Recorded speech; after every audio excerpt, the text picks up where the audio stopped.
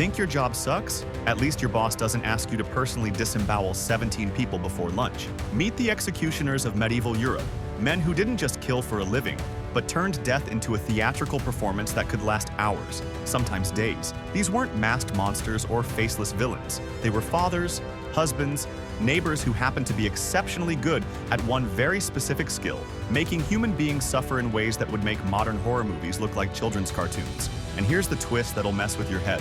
Some of them became celebrities, rock stars of their era, with fan clubs and groupies. Yes, you heard that right. People lined up to watch them work. Before we descend into this nightmare, do something for me. If you believe history isn't just dusty textbooks and boring dates, but the raw, visceral, absolutely insane truth of how our ancestors actually lived, hit that like button. Subscribe because we're not giving you the sanitized version they taught in school. We're showing you the blood-soaked reality. Drop a comment telling me which historical period you'd least want to live in. Now, let's meet the men who turned execution into an art form. The executioner's paradox. The man everyone needed, but nobody wanted. Here's something that'll blow your mind. Medieval executioners couldn't touch you.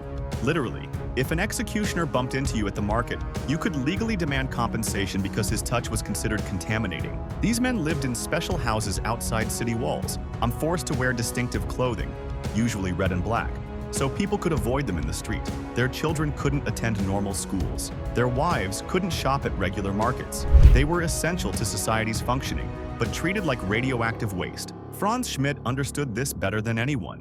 From 1573 to 1617, this Nuremberg executioner personally ended 361 lives and tortured hundreds more. But here's where it gets interesting. Franz kept a journal, a detailed, meticulous diary of every single person he dispatched, and reading it is like peering into a mind that normalized the absolutely abnormal. Today, beheaded a thief who stole 3 hens. He'd write with the same casual tone you'd use to describe your morning coffee. Imagine waking up knowing your day involves strapping someone to a breaking wheel and systematically shattering every bone in their body with an iron bar, working from the feet up to keep them conscious as long as possible. That was Tuesday for Franz. Then he'd go home, eat dinner with his family, maybe play with his kids. The psychological compartmentalization required to function in that reality is almost incomprehensible. But Franz wasn't some sadistic psychopath. He was a craftsman. His goal was efficiency and, believe it or not, mercy within the brutal constraints of his profession. A good executioner could behead someone with one clean stroke, sparing them the agony of a botched job. Franz took pride in his precision. He was the medieval equivalent of a surgeon, except his patients always died, and that was the whole point. The really twisted part? Franz actually rehabilitated his family's reputation. His father had been forced into the executioner role as punishment. Yes, being an executioner was itself sometimes a sentence. Franz performed his duties so professionally, with such skill, that he eventually earned enough respect to retire, honorably. His descendants became respectable citizens. He literally chopped his way to social mobility. The theater of death, when execution became entertainment. Public executions weren't just legal proceedings. They were the Super Bowl, Comic-Con, and Coachella of medieval life, all rolled into one blood-soaked event. Cities would announce execution dates weeks in advance. People would travel for days to attend. Vendors sold food and souvenirs. Pickpockets worked the crowds. Or it was a carnival atmosphere where the main attraction was someone dying horribly. And the executioners? They were the headliners. Giambattista Bugatti, known as Mastro Tita, executed 516 people in Rome between 1796 and 1864. This man was so famous that tourists would request meetings with him like he was a celebrity. He'd sign autographs, pose for photographs, sell pieces of rope he'd used in hangings as memorabilia. Think about that for a second. People wanted souvenirs from his work. Hey honey, look what I got from Rome. A piece of rope that strangled a counterfeiter. The execution methods themselves were designed for maximum spectacle. Drawing and quartering wasn't just about ending a life. It was about creating a show that would be talked about for years. The executioner would first hang the condemned person until nearly unconscious, then revive them, cut them down, slice open their abdomen, pull out their intestines while they watched, castrate them, cut out their heart, behead them, and finally quarter the body. This wasn't murder. It was performance art with a budget that included human organs. Pierre Jouin in 16th century France became legendary for his showmanship. He'd wear elaborate costumes, different outfits for different crimes. He developed signature moves, theatrical flourishes that crowds adored. Before beheading someone, he'd test his blade by slicing a cabbage in half to demonstrate its sharpness. The crowd would applaud. This is like if modern surgeons did magic tricks before operating, except the patient definitely wasn't surviving. But here's where the dark humor gets darker. Executioners could be held legally responsible for botched executions. If you needed 3 strokes to behead someone instead of 1 clean cut, the crowd might literally attack you. There are records of failed executioners being beaten by mobs, sometimes strung up themselves. Your job was to provide efficient death, and incompetence wasn't tolerated. Talk about performance anxiety.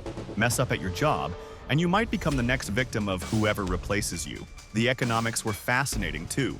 Executioners earned fees per execution. Plus, they got to keep the condemned's clothing and belongings. Popular executioners in busy cities could become genuinely wealthy. Franz Schmidt accumulated enough money to own property and invest in businesses. He was basically a death-based entrepreneur. The breaking wheel, when executioners became engineers of agony.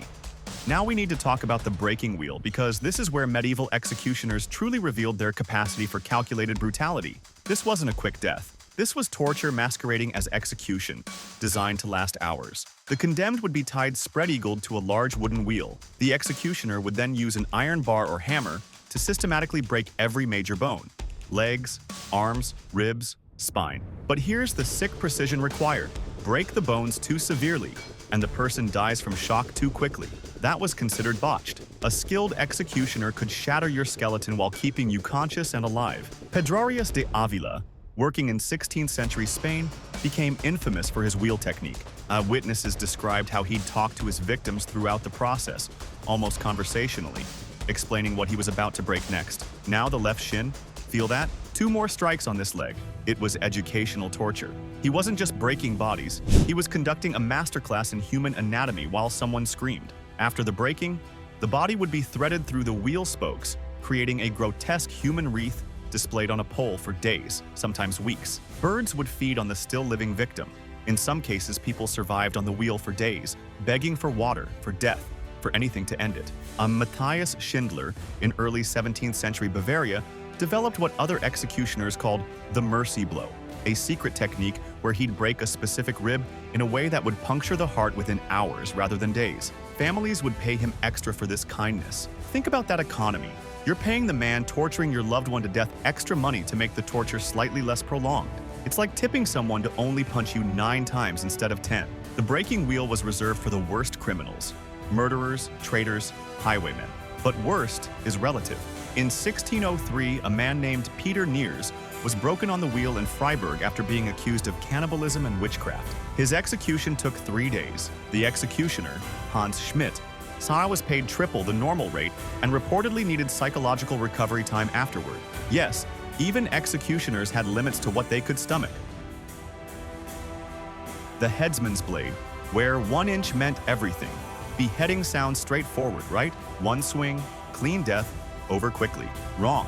Beheading was perhaps the most pressure-filled job in the execution business because everyone was watching, and the margin for error was literally 1 inch. A perfect beheading required hitting a gap between the 3rd and 4th cervical vertebrae, about the width of your thumb.